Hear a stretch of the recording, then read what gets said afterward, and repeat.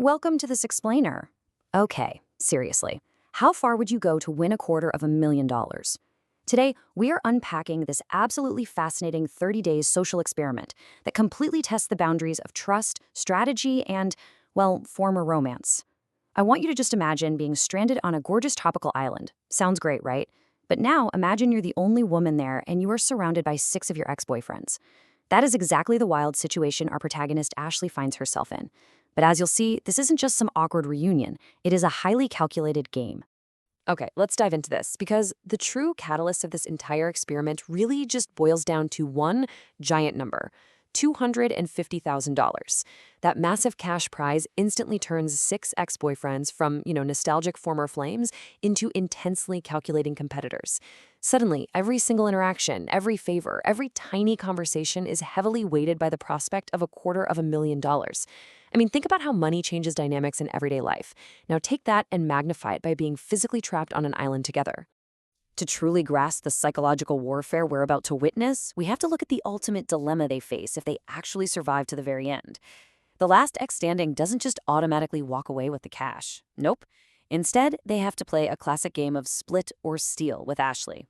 So the big question is, do you cooperate and share that prize pool? Or do you defect and attempt to take every last cent for yourself?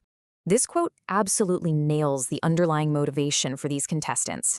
As Gary, one of the exes, so bluntly puts it, this is a business transaction. Because while the whole premise revolves around romance and ostensibly winning Ashley's heart back, make no mistake, for these guys, it is heavily, heavily driven by that cash reward. They're trying to navigate this absolute minefield of emotions, sure, but they have their eyes firmly locked on the prize. So let's get into Section 1, the $250,000 island premise, and quickly establish the bizarre, high-stakes rules of this game. The core mechanics of this 30-day survival competition give us a really clear, rigid framework. We've got 6 ex-boyfriends, 1 girl. Every 5 days, Ashley wields a literal hammer to smash the symbolic heart of one contestant, sending him packing with absolutely nothing. The last man standing is the one who makes that final, agonizing choice to split or steal. Now, what's really interesting about this slide is looking at the incredibly diverse set of baseline strategies these guys deployed right out of the gate to win Ashley over. You've got Danny leaning hard into the provider role, just catering to her every need. You have Mitchell playing on their existing, authentic connection. Gary is playing the chill, competitive friend. Logan is just flying under the radar. Derek is quietly overanalyzing literally everything.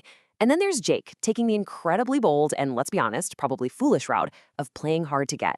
So how do those strategies actually hold up?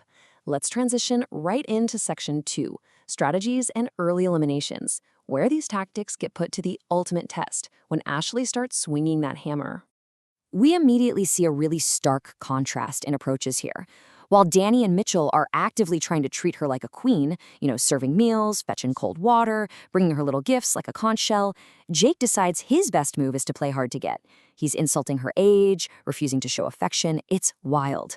As you might guess, intentionally insulting the one person who literally controls your fate in a game of trust is a mathematically terrible move.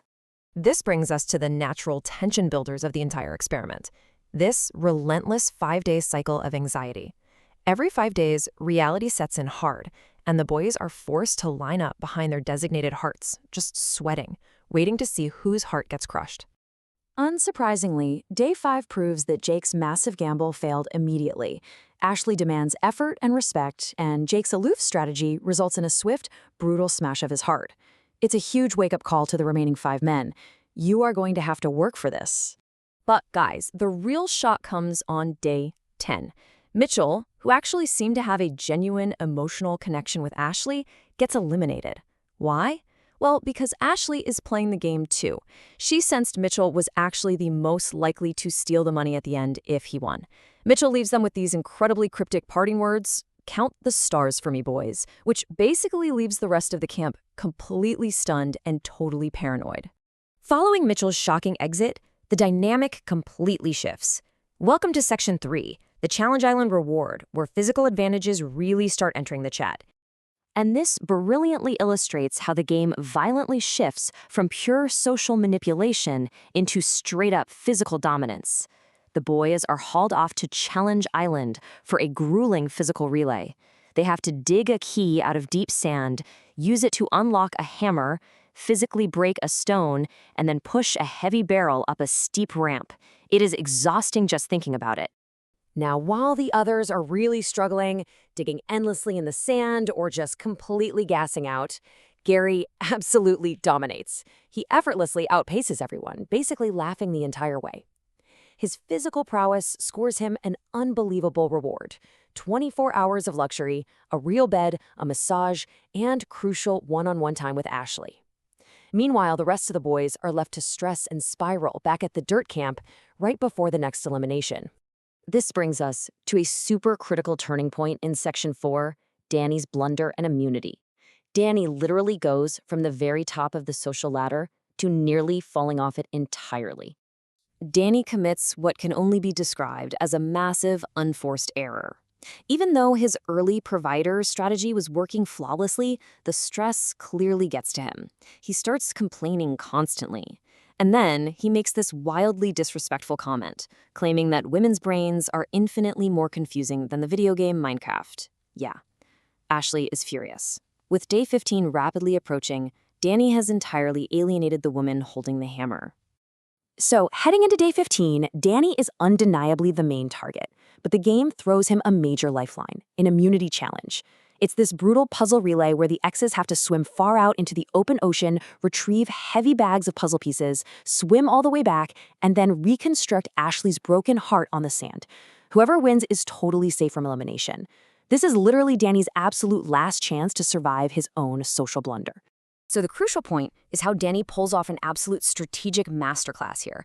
Every single guy is totally gassed from the swimming. But while Logan and Derek are just floating out in the water trying to catch their breath, Danny pushes through. His brilliant tactic? He realizes he can rest while he's actively sitting on the beach, building the puzzle. This efficiency lets him finish first, securing a literal hammer-proof cage over his heart for day 15.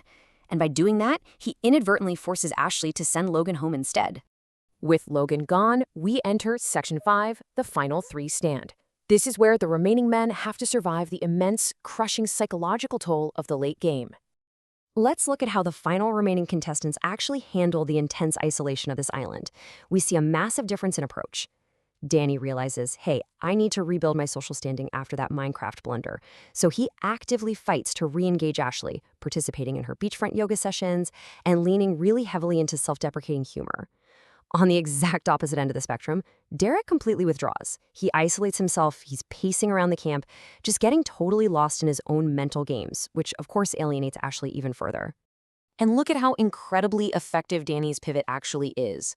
Ashley literally tells him, I think I'm losing brain cells hanging out with you, and I kind of like it. In a high-stress, emotionally exhausting environment, Danny's new strategy of just becoming the camp jester provides the exact entertainment and levity Ashley needs.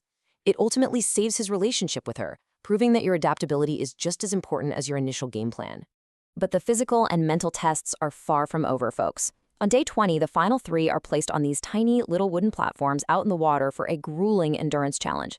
In a shocking turn of events, Derek, our overanalyzer, loses his balance and falls into the water after a mere 35 seconds. So the massive question remains, between Danny and Gary, who is going to survive the elements? Who will win Ashley's ultimate trust, and who will finally face that $250,000 choice to split or steal? It's a brilliant reminder that when trust is monetized, true human nature is unmasked. If $250,000 was on the line, could your closest ally become your worst enemy? Thanks so much for exploring this with me today.